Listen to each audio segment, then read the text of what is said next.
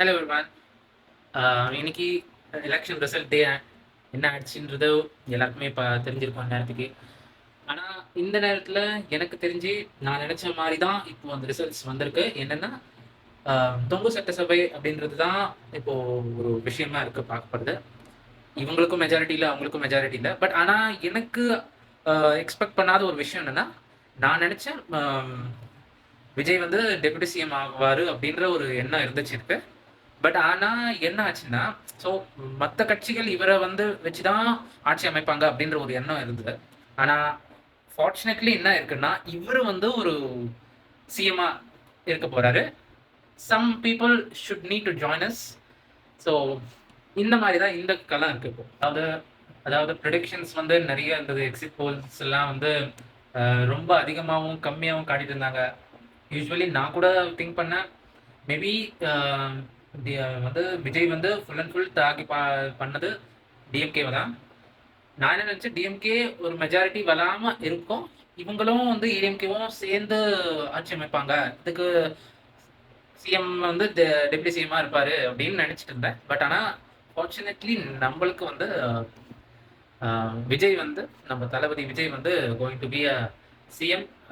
ஆனால் அது எவ்வளோ நாளைக்கு அது வந்து நீடிக்கும்ன்றது தான் இப்போ கொஞ்சம் விஷயம். ஏன்னா நம்ம வந்து ஒரு விஷயம் என்ன பார்க்கணும்னா, இவங்க வந்து டைரக்டா வந்து ஒரு ஏடிஎம்கேவை அப்ரோச் பண்றாங்க அப்படின்னா, அப்ரோச் பண்றது ஏன்னா டிஎம்கேவை ஆல்ரெடி அவங்க வந்து இவங்களால தான் அவங்க நிறைய இழந்திருக்காங்க. ஸோ இவங்க வந்து போய் அவங்க கூட கூட்டணி வைக்க போறது இல்லை. அதே மாதிரி ஏடிஎம்கே கூட வைப்பாங்களா அப்படின்ற ஒரு பெரிய டவுட் இருக்கு. ஆனா என்ன ஒரு விஷயம், ஒரு விஷயம்னா, டிவிகே வந்து மற்ற கட்சிகள், அந்த பாமக, அப்புறம் தேமுதிக, அப்புறம் சிபிஐ, சிபிஐஎம் அப்படின்றத சிபிஎம், ஓகே சிபிஎம், அப்புறம் காங்கிரஸ், இதெல்லாம் சேர்த்தோம்னா அந்த மெஜாரிட்டிக்கான 118 அவங்க அச்சீவ் பண்ணலாம். பட் ஆனால் அதில் ஒரு லூப் ஹோல் என்ன இருக்குன்னா, யார் நினைச்சாலும் எந்த நேரத்துலையும் அந்த கட்சியை வந்து அவங்களால கவுக்க முடியும். ஸோ நம்ம 118 தான் வேணும் அப்படின்னு சொல்லி 118 அவங்க எடுத்துட்டாங்க. இந்த மாதிரி இத்தனை பேரையும் கூப்பிட்டு எடுத்துட்டாங்கன்னா, சப்போஸ் டிஎம்கேவோ இல்லை ஏடிஎம்கேவோ இதை வந்து ஒரு வியூகமாக பார்த்து அந்த வந்து எப்படி, அதாவது நம்ம இந்த டிவிகேவுடைய இது வந்து கொஞ்ச நாள் தான் ஆட்சி பண்ணணும் அப்படின்ற ஒரு எண்ணத்தில் பண்ணாங்கன்னா, அது வந்து ரொம்ப விபரீதமாக போயிடும். இதுதான்.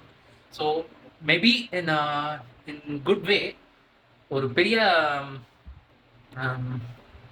ஆக்சுவலாக ஏடிஎம்கே கூட அவங்க அலைன்ஸ் வச்சுக்கிட்டாங்கன்னா மேபி ஃப்யூச்சரில் ஓகேவா இருக்கும். ஏன்னா ஏடிஎம்கேல இருக்கிற பார்ட்டி மெம்பர்ஸ் கூட வாங்கலாம் இவங்கெல்லாம். என்ன சொல்றது, சில பேர் இந்த பக்கம் செங்கோட்டையன் மாதிரி இந்த சைடு வரதுக்கான வாய்ப்பு இருக்கு.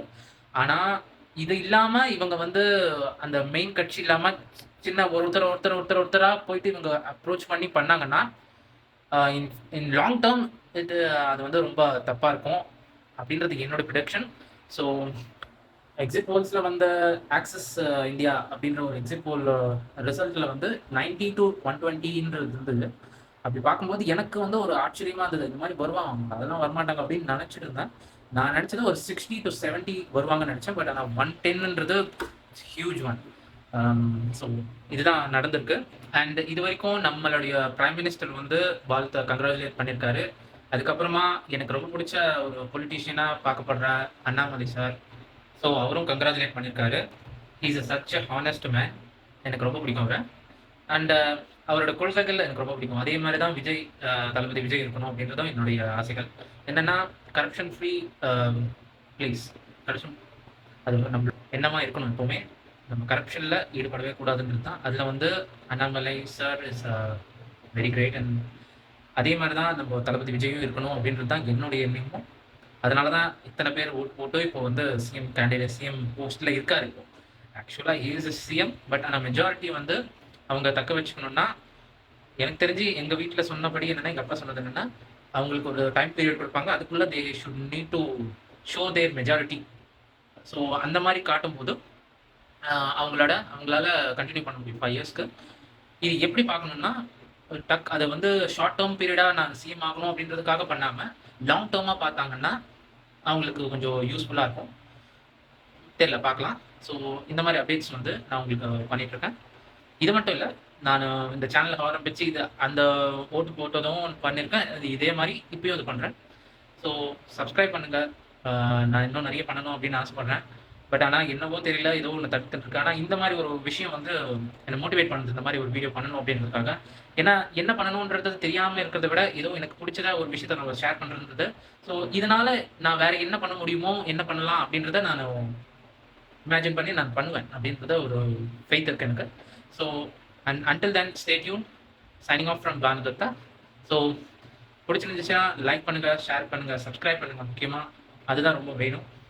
ஸோ இந்த மாரி இன்ஃபர்மேஷனா குடுக்குறேனான்றது உங்களுக்கு தெரியும். அப்படி இல்ல அப்படின்னா, தயவு செஞ்சு இதெல்லாம் சும்மா அதாவது இன்டெப்த்தா இல்ல அப்படின்றதையும் கமெண்ட் பண்ணுங்க. அதுக்கேத்த மாரி நான் இன்டெப்த்தா கூட நான் உங்களுக்கு சொல்றதுக்கான விஷயத்த நான் பார்த்து சொல்றேன் உங்களுக்கு. So until then bye from explore with Banu. So கூடிய சீக்கிரம் ஒரு 4, 5 வீடியோல இந்த மாரி ஏன்னா இது வந்து ஹாட் டாபிக். நம்ம ஃபுல்லா பேசுவோம். Stay tuned and subscribe.